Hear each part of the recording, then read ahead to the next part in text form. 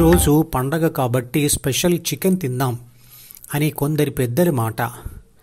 సంతోషానికి స్పెషల్ వస్తువు తినడం అవసరం లేదా అది తినడం సంతోషాన్ని ఇస్తుంది అనే భావన పిల్లల్లో కలిగిస్తుంది. నిజానికి ఎవరు ఏమీ చెప్పనప్పుడు మొదటిసారి చికెన్ తింటున్నప్పుడు పిల్లల్లో ఏ భావన కలగకపోవచ్చు.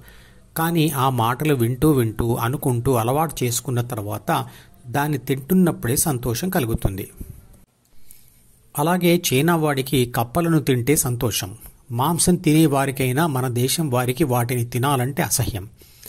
అంటే సంతోషం చికెన్లో లేదు, బాధ కప్పలో లేదు. మనం దాని మీద ఏర్పరుచుకున్న భావమే సంతోషాన్ని కానీ బాధను కానీ తెస్తుంది. నచ్చిన దాన్ని తింటున్న లేదా తాగుతున్న క్షణాల్లోనే, అంటే ఆ వస్తువు నాలిక మీద ఉన్నంత వరకే ఆ ఉత్తేజం అంటే సంతోషం ఉంటుంది. అది తాత్కాలికంగా ఉంటుంది. అది కడుపులోకి జారిన తర్వాత దాని గురించిన ఆలోచనే ఉండదు. అదే నిర్లిప్త స్థితి, అదే శాంతి స్థితి. అలాగే పదార్థం యొక్క లేదా మనిషి యొక్క అందం కూడా మనం చిన్నతనం నుంచి ఏర్పరచుకున్న భావన మాత్రమే.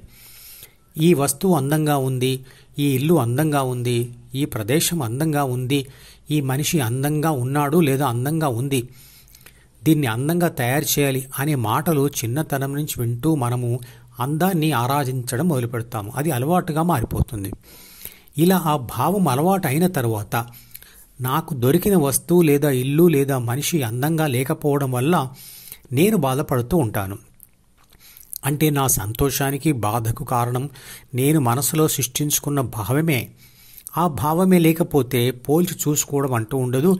అంటే మనసును వదిలితే అనురాగం విరాగం లేని వీతరాగం ఏర్పడుతుంది. అందులోనే శాశ్వత శాంతి ఆనందం ఉంటాయి.